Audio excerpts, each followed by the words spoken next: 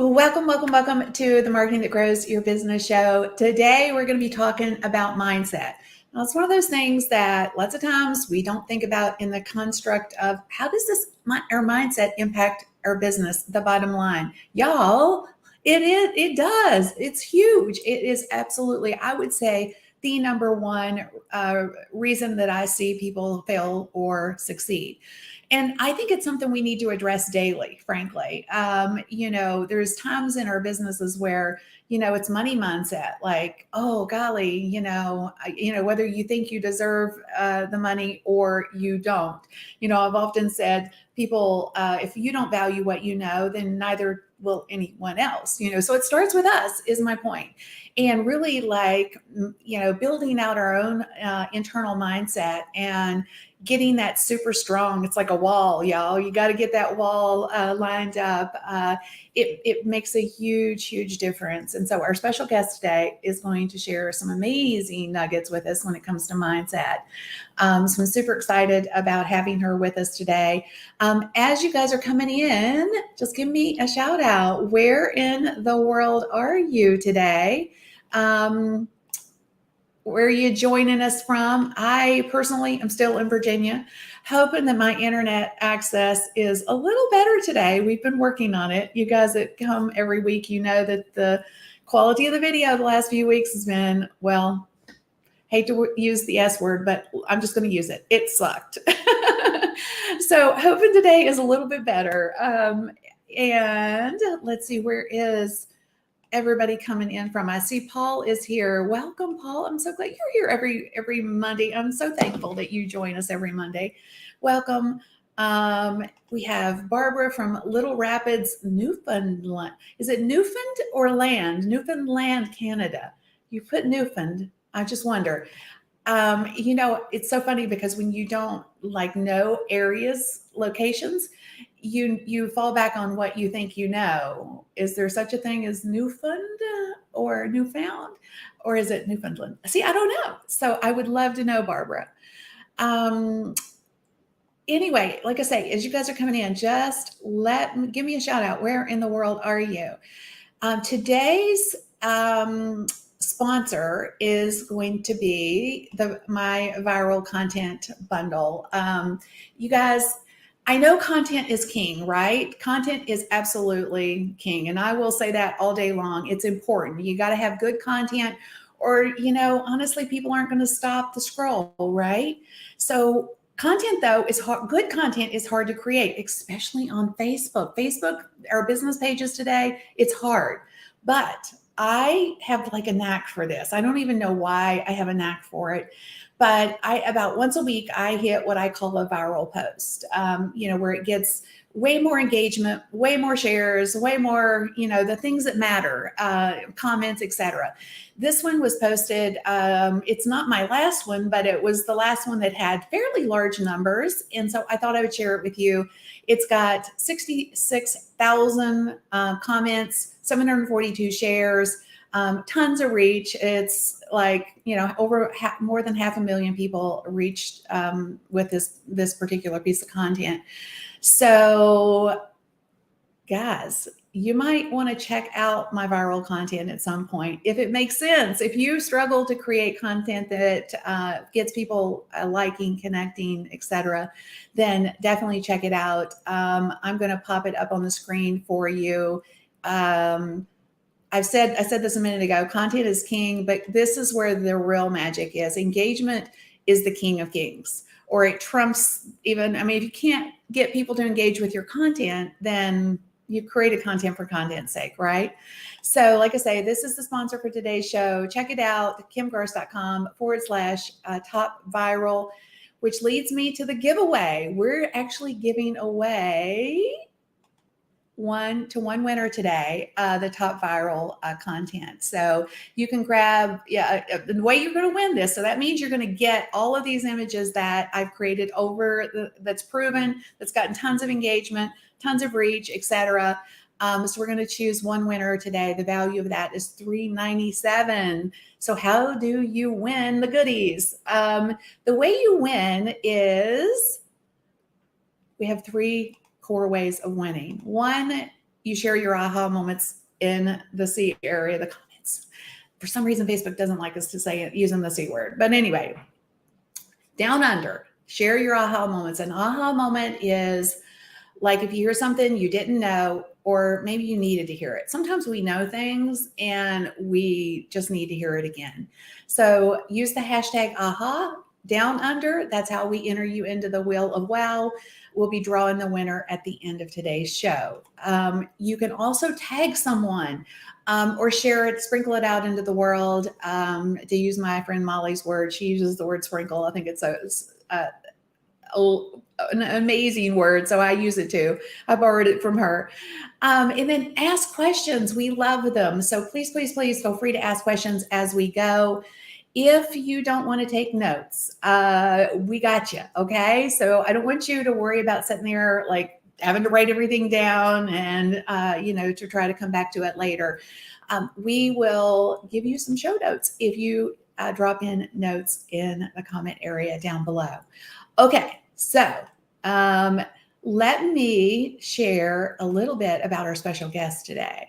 Our special guest is Teresa. Now, I met Teresa at Social Media Marketing World years ago.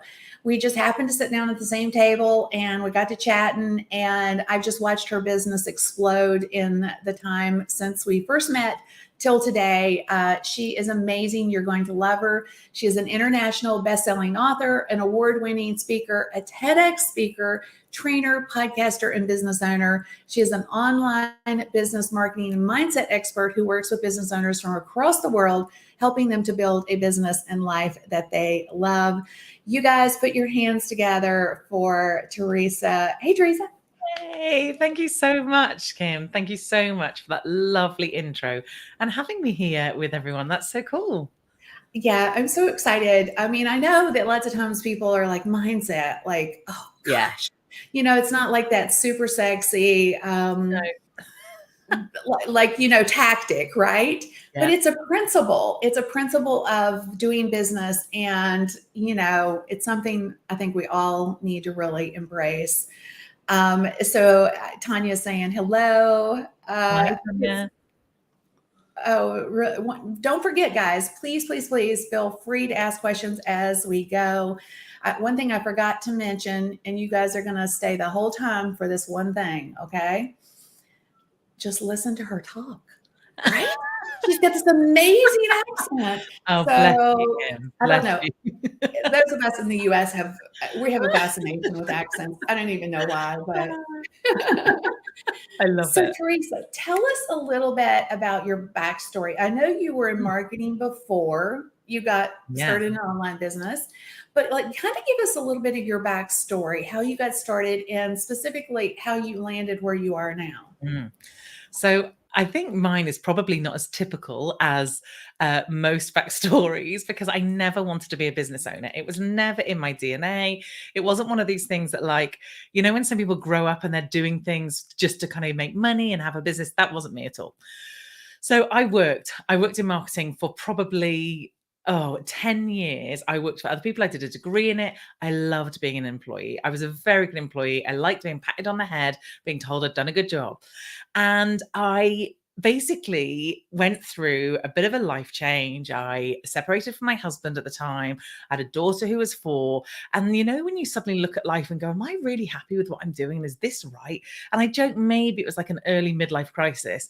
And I basically handed in my notice at my job, my very well paid head of marketing for an agency job. And I thought, I'm good at what I do. I've worked in marketing for years. I've got a degree in it. I'm going to get another job. And forgetting I live in a fairly rural-ish part of England where there's just not those jobs everywhere, and they don't pay what I was being paid. So after about 2 weeks into my notice, I'd already handed my notice in.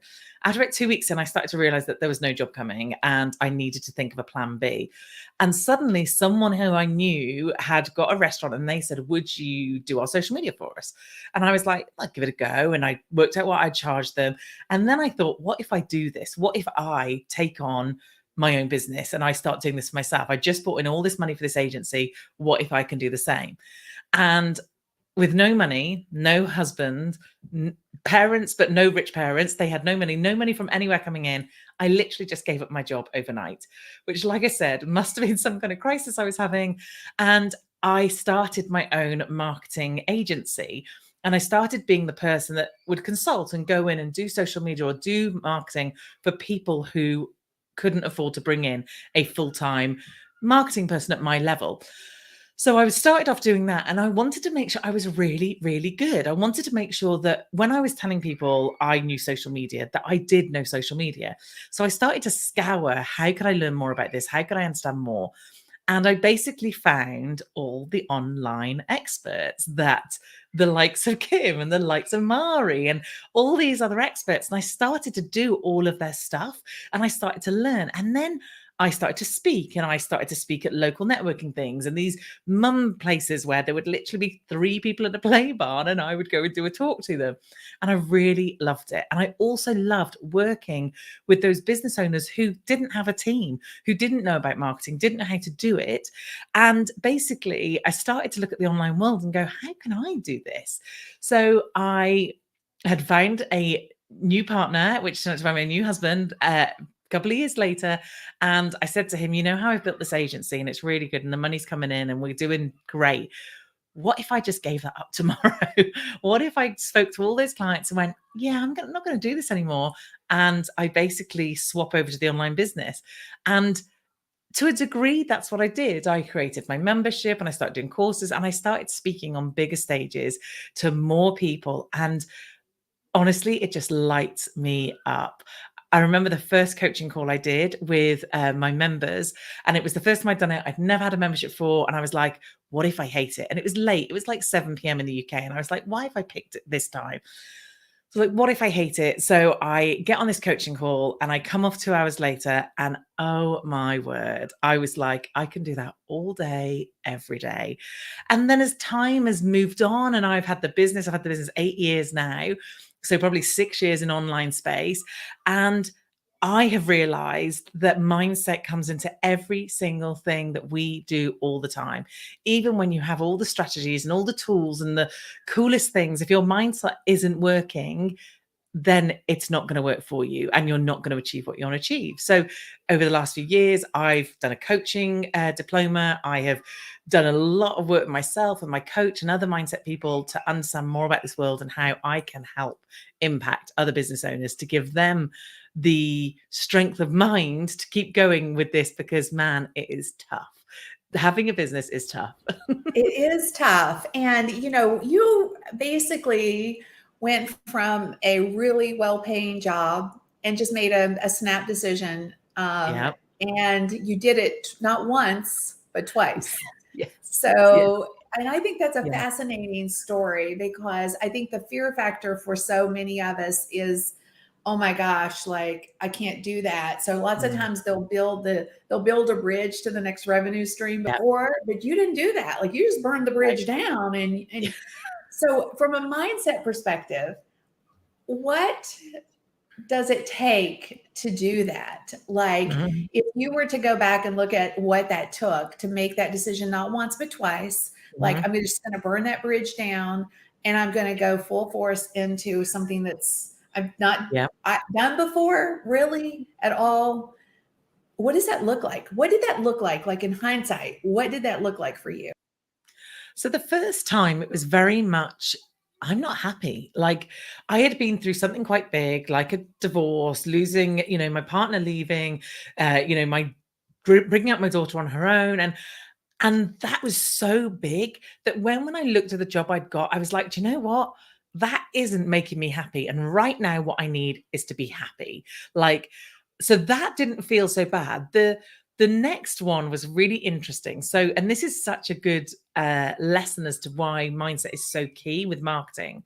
So, bearing in mind, I've got a degree in marketing. I had spent by this point something like 12 years in marketing. I'd also worked with clients and helped them launch. So I had helped launch memberships and courses and all this other stuff. Okay. So I knew exactly what to do. I knew the funnel. I had the emails. There was nothing in that process I couldn't have done. So I thought, okay, I'm going to start creating my online course, my very first online course. And I created it. And I sat on it for an entire year. And I went, oh, it's not good enough. Oh, the timing's not right. Oh, I want to wait till this is done. Oh, I did it. And then eventually I go to a conference, and I'm at this conference, and the guy running it was more a mastermind thing than a conference. And we're in a small room, about 50 people. And I wanted to answer a question because I wanted him to know who I was. However, I didn't want him to like do a whole hot seat thing with me. No way. I was like, I'm in this room. It was in the States. I'm obviously from the UK. I thought, these people are amazing. They've got huge, amazing businesses. I do not want to stand up and say something stupid. So I basically thought, I'm not gonna ask anything. But he did this one thing. He was like, what was your takeaway from yesterday? So I put my hand up, and he threw me the mic, and I was like, oh, that I'm not being the CEO my business wants me to be. And instead of like with the others going, okay, cool, and moving on, he went, why? And I was thinking, oh no, please don't do this. Please don't do this. And I said, well, if I was being the CEO, I would have launched my course. What course? So he starts going down this whole big thing about what is the course? What's it about? What are you doing with it?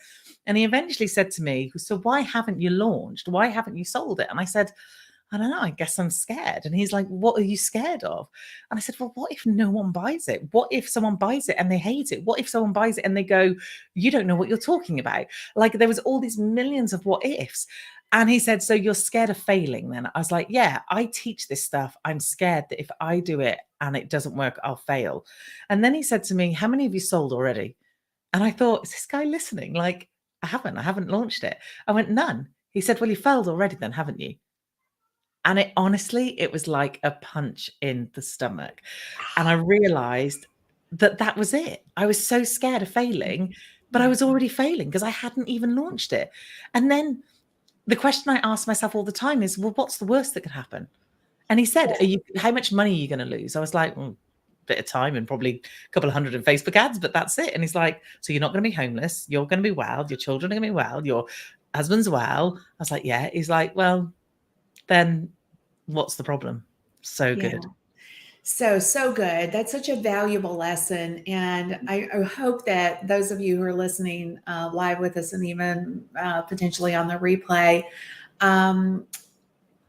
fear is our biggest enemy. Mm-hmm. And, everybody's like, well, what if it doesn't work? Well, what if it does? Yeah.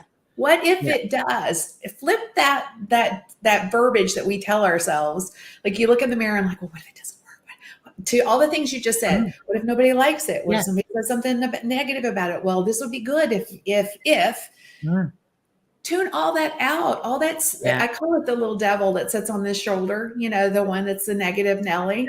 And then you have to have the balance on the other side, the one that's your cheerleader, the one that's saying, go for it, go for it, go for it. And you have to listen. You have to tune the little devil out and get your positive Polly out, and let her really go give you that motivation to say, what if it does work? Oh my gosh, what if this does work? And who knows? What happened when you actually launched? I'm curious as tell us what happened when you actually got over the fear factor.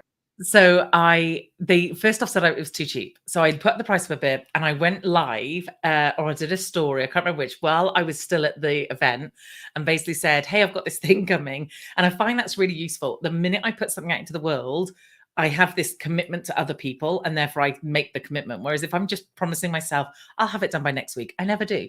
So I got on live and I said, this is coming. And I launched it and I sold 28 amazing courses, 28 more than I would have sold if I had never put it out there. And yeah, I didn't make millions, I didn't whatever, but it started this process. The 28 courses that I sold started the process of, actually, that was the first thing like I did. And then I went, now I want to stop my clients and now I want to do this full time. I want to put all my time and effort into it and I want to go for it. So yeah. You just got to try it. Even if, and I want to be the devil's advocate here a little bit, because I know that this is such a huge problem for a lot of people. The story you just told is so powerful because I see it a lot where, and heck, I've done it. Like, well, you send something out and you're like, well, that went over like a lead balloon. That didn't work. Yeah. Well done, me. but the reality is that we learn just as much from our failures as we do from our successes. And if you are afraid to fail, well, you're never going to know whether it's going to be a success or a failure. So the Totally. failure, even if you put something out into the world, a piece of content, or it could be literally, it could be an email, it could be something, it could be a social media post, it could be whatever. It's super powerful to know that whether or not people are engaging with that or not, or Mm, they buy it or they don't. That's just as value based as if they do buy or yeah, they do engage, you know. So 100%. don't let fear run an opportunity for you. And that since you know, I feel like you get to a fork in a road somewhere sometimes, and you just have to take the leap. You know, Mhm. I've heard people say lots of times, well, you know, you just build your wings as you go down, right? You Yeah, jump off the top, and you know, you just build your wings. There's a lot of truth to that. But I feel like it's easy to say for a yeah. lot. I mean, it's easy. It's hard when you're actually in the boat or Mhm. on the top, you know, trying to row, or you're, you know, on the building trying to decide if you're going to jump off and do this thing or not, right? Yeah. Um, so if you had to like say some of the things that you hear people most often talk about when it comes to the barriers to entry, if you will, like I can't Mhm. do it because, like, what are those like lies that we tell ourselves? Can you like just talk a little bit about that? Oh, there's a million of them. So there's always the imposter syndrome one. I don't know enough. That's one that comes up all the time. I don't know enough and someone's going to find me out. It's the I am too young. I am too old. I am too big. I am too much. I don't know enough about my subject. There's all these different things that people are holding back. And then there's the fear of, okay, what if I show up and someone doesn't like it? What if I show up and no one shows up? That's the best. Like, what if you go live and no one comes? Well, ask yourself that question. What would I do? What would I do if I showed up, I went live and no one was there? Would the sky fall in? No. Would anybody even see it? No, because there'd be no one there. Could you use that as a practice? Yes. Could you make sure someone always turns up by going to speak to a friend and saying, I'm going to go live. Please, will you turn up for me? I'm scared no one's going to come. For me, it's thinking about all those reasons. And one of the exercises we do in my membership is we take that reason and we literally, so there's this like chimp in your brain. I don't know whether you've read Chimp Paradox, but there's this chimp in your brain and it starts to go wild. It's the one going, you're not good enough. You don't look right. Your hair isn't good enough. You don't know what you're talking about. Your voice is funny. It's the thing that's going crazy. And it's like, if you do this, all this stuff is going to happen. And what we try and do is we try and silence that chimp and we go, no, I don't want to hear this. But it's still going on because we can't silence it. It's really loud. So what I get them to do and what I would suggest you all do, if there's something that you want to do, but you're too scared to do it, I would literally let your chimp go crazy. Write down, I'm not good enough. I'm too old. I'm too this. If I do this, so a great example is one of my members was going to speak on stage. She'd been asked to speak and she didn't want to do it. And I said, "What do you think is going to happen if you speak on stage?" So of course she starts bringing it all out. I'm going to fall over. I might forget what I'm saying. There might be someone in the room that knows more than me. I might stumble my words. I might say something wrong. My slide might not work. Whatever. People might be bored. People might not be interested. I might talk for too long. I might talk for not long enough. So I was like, okay, write down all of these things. And then next to each one, write, what would you do if? So I get on stage and I fall over. Well, I'd be pretty embarrassed. There's no doubt about that. Having spoken on many stages, and thank goodness, touch wood, I've never fell over. But like, what would I do? I'd get up and be like, oh, that was really embarrassing, but like, you're never going to forget this talk. And I would just laugh it off. What would you do if you forgot your words? Well, no one knows what you're talking about. So that's not a problem. So we can forget that one. And basically, I think when your brain starts kicking in all of these things that it wants to tell you as to why you shouldn't do something, all these excuses, because that's all they are, unless, like, I always joke that, if I can't die, and this is a personal one to me, but I'm like 43, 44, can't remember, 43. And my daughter is 12. I have stepchildren who are grown up and teenagers. Like, to have a baby now would be an absolute disaster. Like, I would hate it. I don't want one, thanks. I'm starting to enjoy my freer life. So I joke, if it can't kill me or get me pregnant, what's the harm? Like, I'm just going to do it. So I think this is the thing. I think really ask yourself what is going to happen. And when one of the fears that comes up all the time is you're going to be embarrassed. Like if something doesn't work, I'm going to be embarrassed. Well, first off, who will know that hasn't worked? Depending on what it is, not many people. Secondly, how many people do you know that don't even have the courage to start in the first place?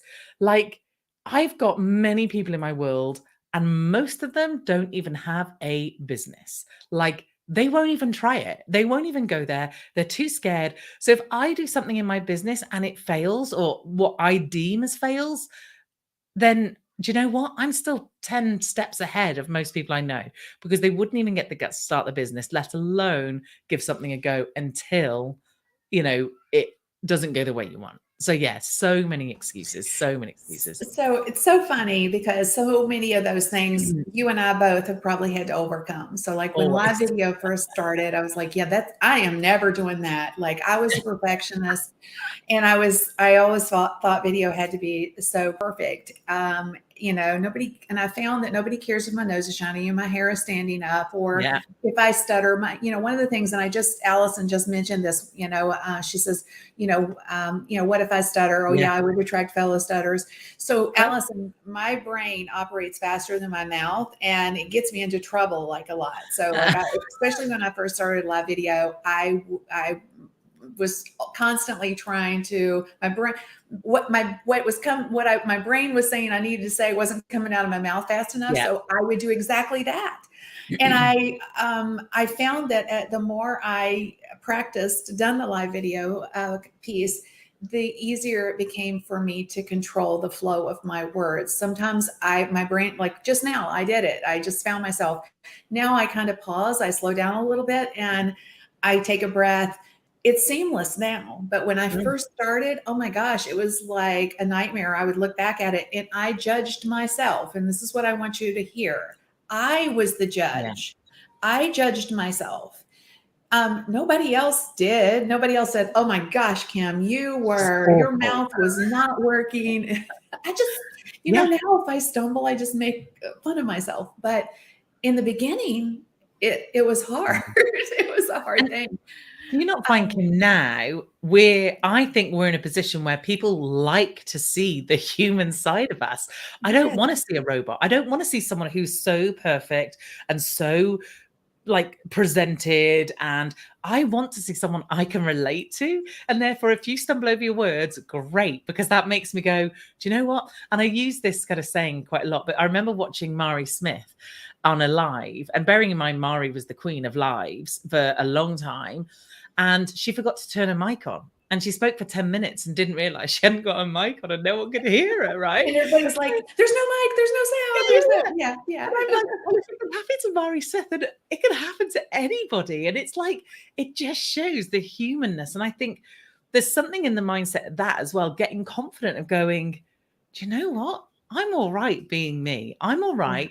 Like you said, was it Alison who said about the stuttering? If you stutter and someone doesn't like that, they're not your people, Alison. Like, I don't want to work with someone who can't be tolerant to something that might happen, or forget my words or whatever. They're not my people. So I think for me, if they're going to judge it, I don't want them in my world anyway. And the people who love us and what we do, they want to see us being us. I absolutely agree. The one thing I haven't been able to do, like, and this is just all about me.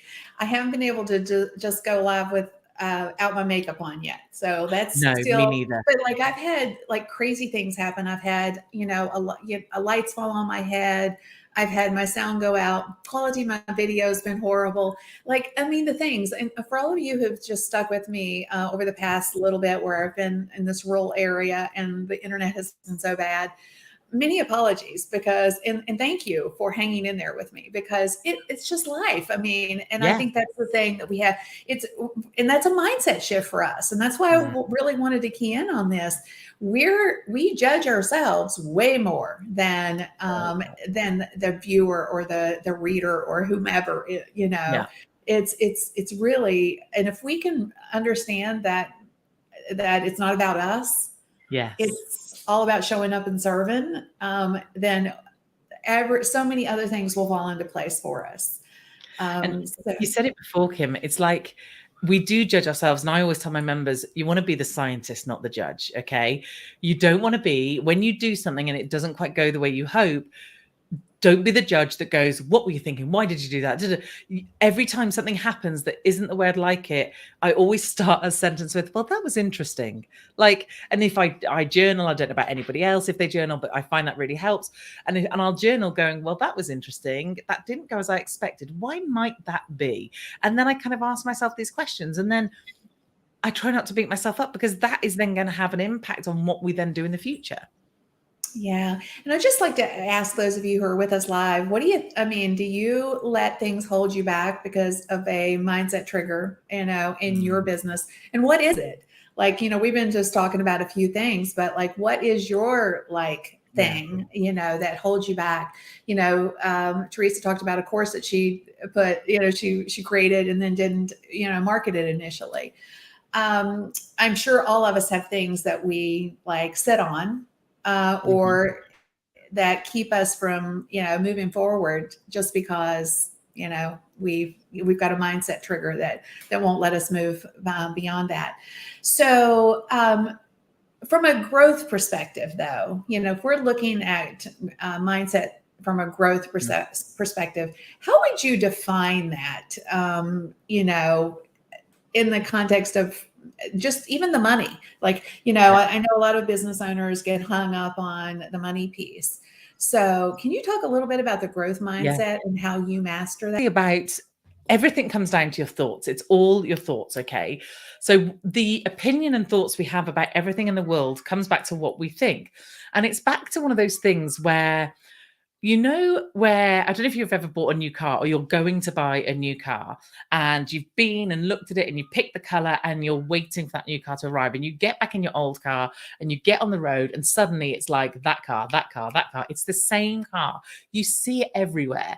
Now, it's not that by some miracle they've all decided to follow you. It's that your brain is opened up to that thought. It's opened up to that thing.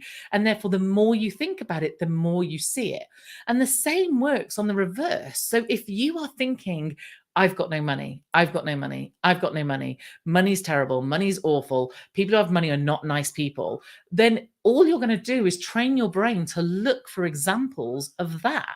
So you're going to train your brain to go, okay, people with money are horrible. You're going to meet someone, they might be well off and they won't be very nice. And you'll go, see, I told you, I was right. Keep going the route I am. So what we need to do is we need to start swapping some of those thoughts. So we talk about limiting beliefs. And one of the exercises I do again in the membership is I will get them to write down their limiting beliefs. So it might be, I can't charge that. No one's ever going to pay that. No one. So I get them to do an exercise first where they come up with their perfect day. Like, what's their dream day? Where do they start? What are they doing? Who are they with? And then I get to the bit of like, okay, so tell me now, what do you think of that dream day? And they're like, well, that's never going to happen, is it? And sometimes one of the strategies is, well, you just tell yourself. So for instance, let's say you want to lose weight and you're struggling. You might, and in your head, you're telling yourself, oh, I never can't lose weight and I'm a nightmare and I always do this and I always use food. And you're telling yourself all the things which your brain is then going, I'll just keep reconfirming it. Well, sometimes it's really hard to flip your brain and go, I'm really healthy and I'm really good and I am slim and I am this. And sometimes that's really difficult to go, yeah, but I don't believe it. Like, I can tell my brain to say it, but I don't believe what I'm saying. So the in-between that I like to look at with these sorts of things. So when it comes to money, when it comes to anything where your brain is saying one thing and you're getting one thing, start thinking about, can you just flip that sentence, i.e., no one's going to pay this, to this is a great price thing, it's well worth its money and people are going to buy it. If you can't believe it, then find an example of someone who does.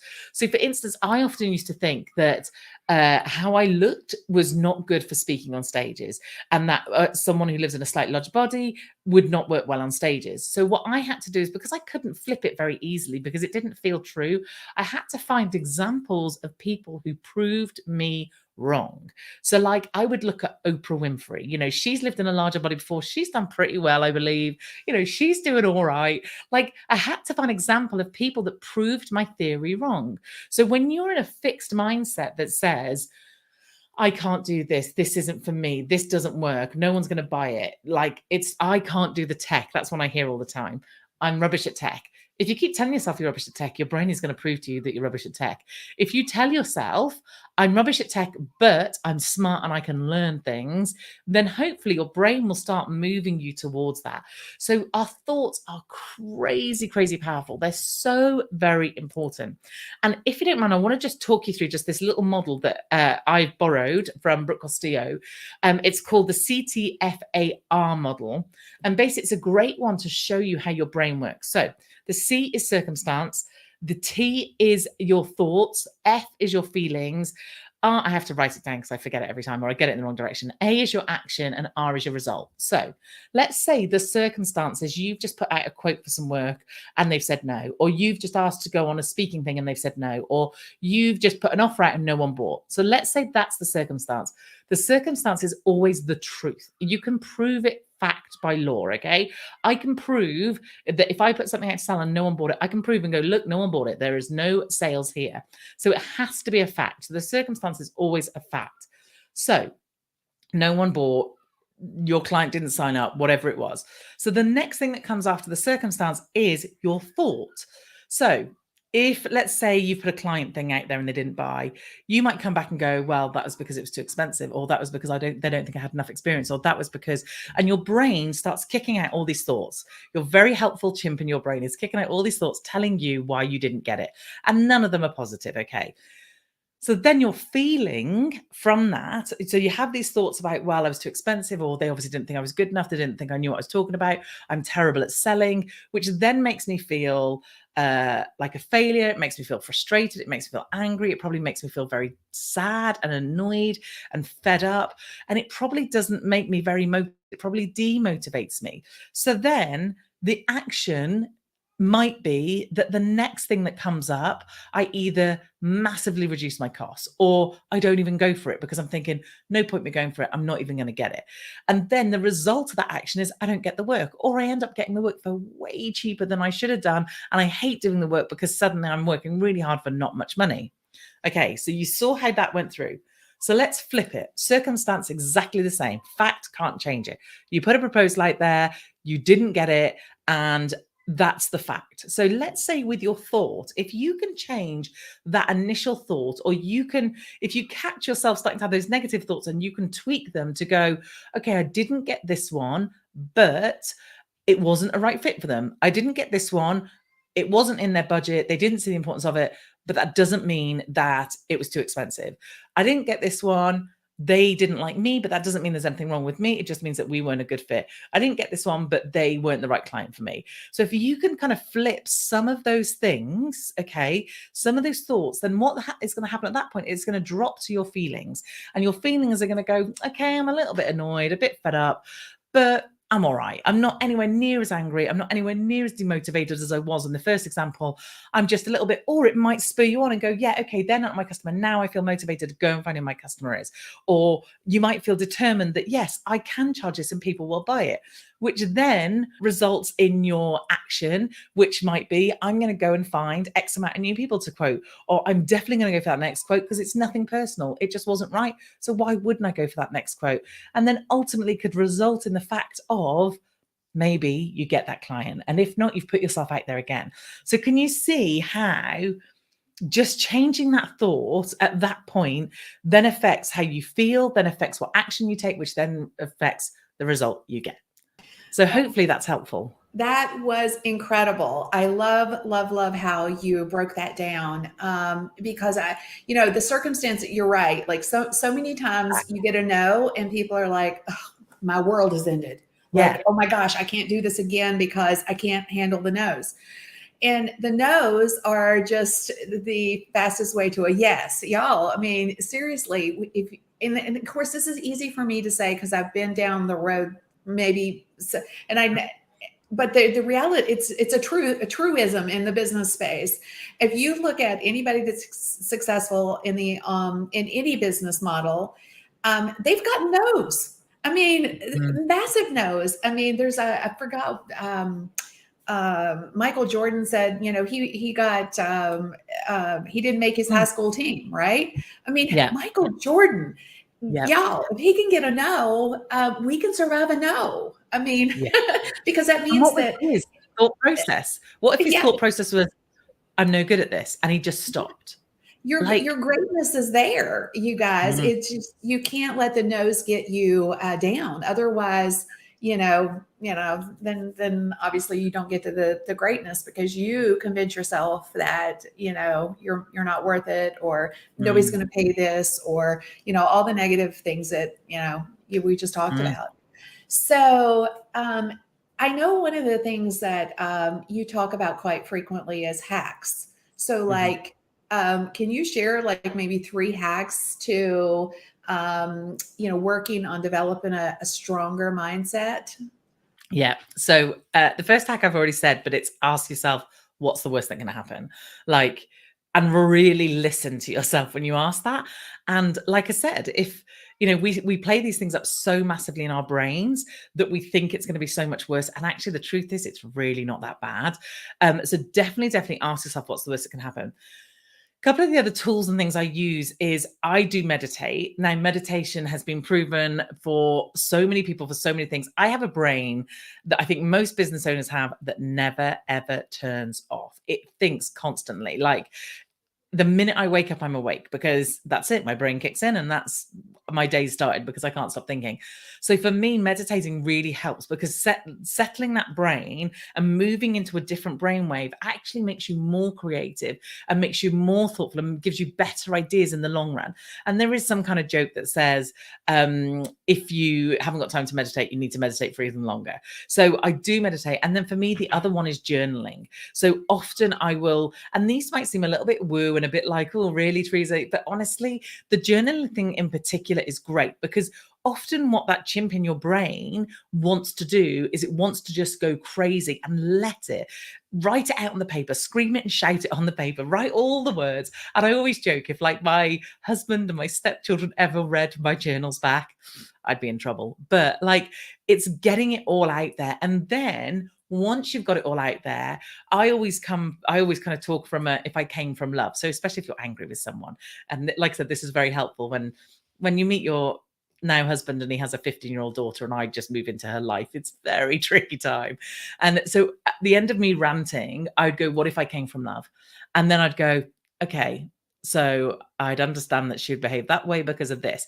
So sometimes just writing it out and handwriting it really gives you that space to kind of just get your thoughts on paper and it just lets it go. So for me, meditating and journaling are two of the best things that you can do.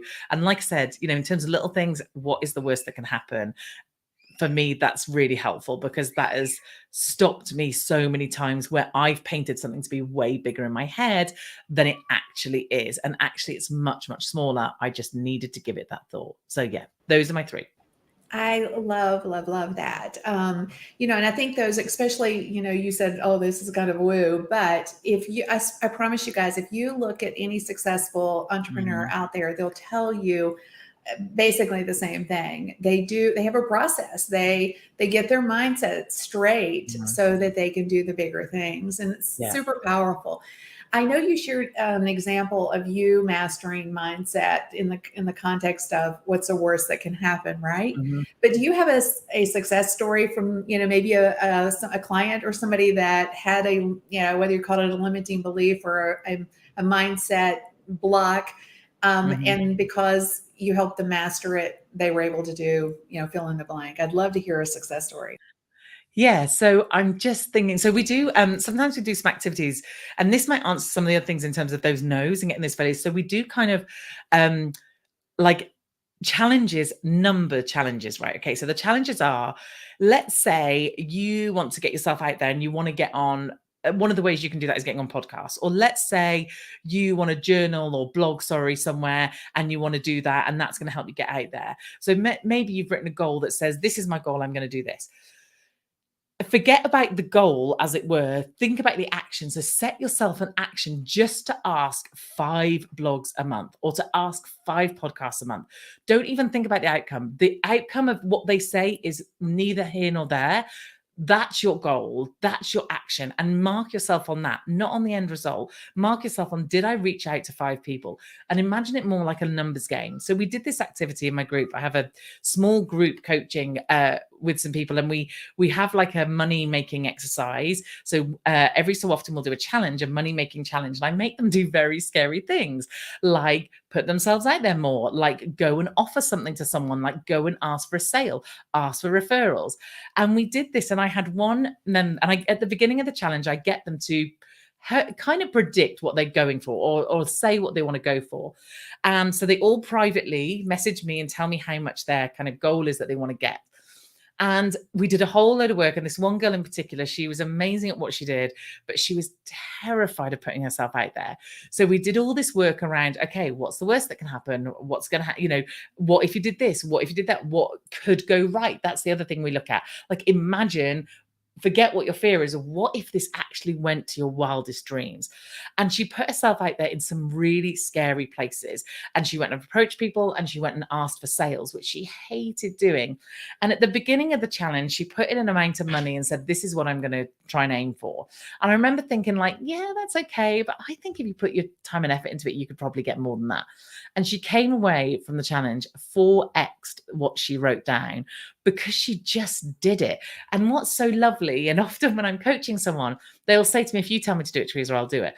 And it's like, sometimes just having that person to go, I have the faith in you. I know. And I would never get someone to do something I didn't think they were comfortable with. But having that person to kind of go, I think you can do this. You're going to be great. Just go ahead and try and do it. Like, honestly, is a game changer. And she literally, within 1 week, 4x'd what she initially said she wanted, which was just insane.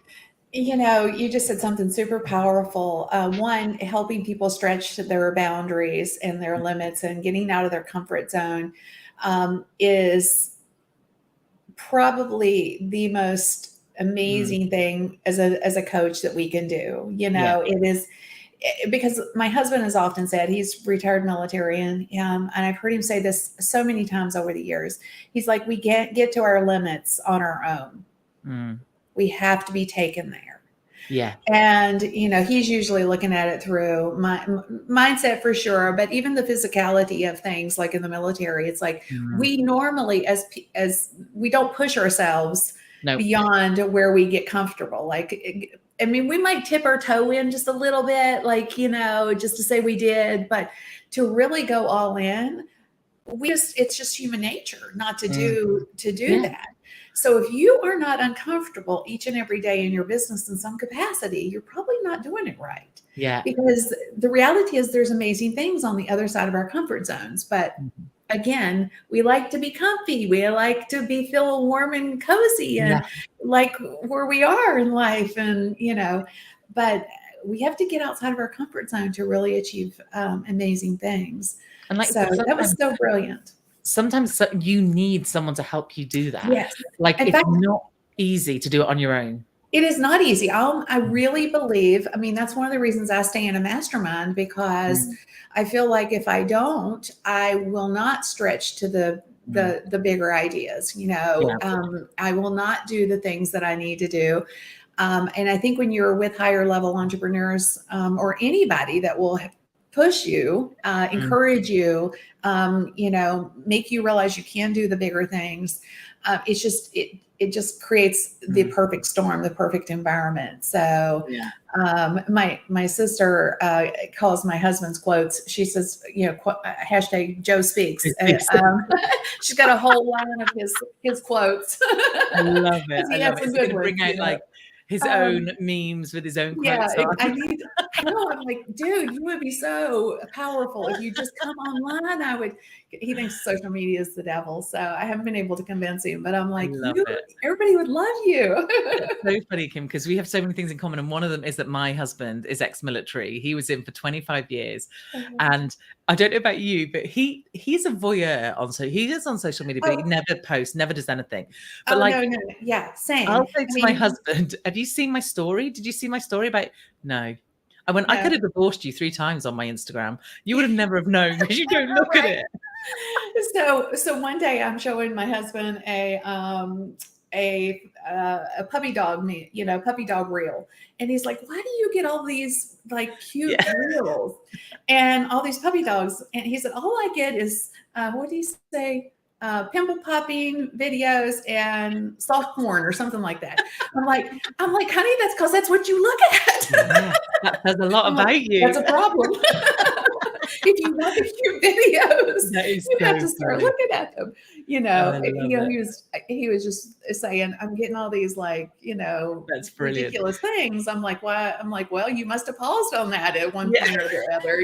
I'm just saying. Because Um, otherwise they're not learning it. Like my husband yeah. gets dogs. My husband is dog Well, crazy. He gets a when he lot of dogs. realized that and when he realized he could interact or he could see what the kids were doing, my boys, Ah, like on social, that's when he at least made an account. He's yeah. like, "Where'd you get that picture?" I'm like, it was on Instagram." Really? Yeah. Yeah. It's like and it's so weird because it is like a modern way of like living. So, Yeah. you think to yourself either, well, you've seen that because it was on Instagram. It's like, yeah, he doesn't look at all my stuff. He Yeah. really, really doesn't. And then also it's like you said, oh, I saw a picture of that. And it's like, oh, how did you see that? Oh, because someone posted it on their Instagram. And Yeah. like, now I know. So yeah, his parents actually turned up this morning and they said, oh, his sister's on holiday. I went, oh yeah, I saw because her daughter posted on Instagram Yeah. that they were Or, away. your parents went to such and such restaurant last night for dinner. He's like, "How do you know Yeah, that?" I'm like, because I saw "Well." it. I love it. So it's just kind of funny. Yeah. Well, as we're getting ready to pull the winner for the freebie, the giveaway for today. But while we're doing that, tell everybody how they can connect with you. Where's the best place that you would like to connect with, or that everybody can connect with you? I'd love that. I love that. I love meeting new people. I love finding all about you. So I am everywhere, as Kim is. I'm on all the platforms. However, Instagram is my favorite. So you'll find me more often over there. And if you just search Teresa Heath-Wareing, the advantage of having a fairly unusual name is that you will find me in all places. Or you can go to teresaheathwareing.com. And if you like podcasts, you can go and listen to Your Dream Business podcast, which is on episode 250 something. It is done a lot of episodes. So yeah, any of those places you can find me. That's amazing. 200 and some episodes. That's I know. incredible. I'm so I proud know. for you. That's It's like a full-time job, just the podcast. Yeah. Well, I just want to give a shout out to Kim, another Kim. Kim, I'm so excited. Kim, you've been a part of my community for so long, so I'm glad you won the viral content. I think you'll get a lot of value from those. Well, thank you so much, Teresa, for My coming and pleasure. sharing your genius with us. I appreciate Thank you so much. And I appreciate all of you. Anytime you guys spend time with us, it's greatly appreciated because I know time is our most valuable thing. Yeah. And when you spend some with us, we appreciate you. So, but take care of yourselves. Stay safe. I'm actually just a quick note. I am challenging myself to start doing more lives. So this week I'm going to attempt to go live every day this week at 10 a.m. Eastern Standard Time. So I'll be here again tomorrow. It's not a Love it. replacement of the Marketing That Grows Your Business show. It's just to show up and give more value and really get back into, showing up. So if you want, join me tomorrow at 10 a.m. right here, same place, all the places. And we'll see you tomorrow. Again, thanks, Teresa. Take Thank care, you. everybody. Stay So safe. good. Thank you. Bye.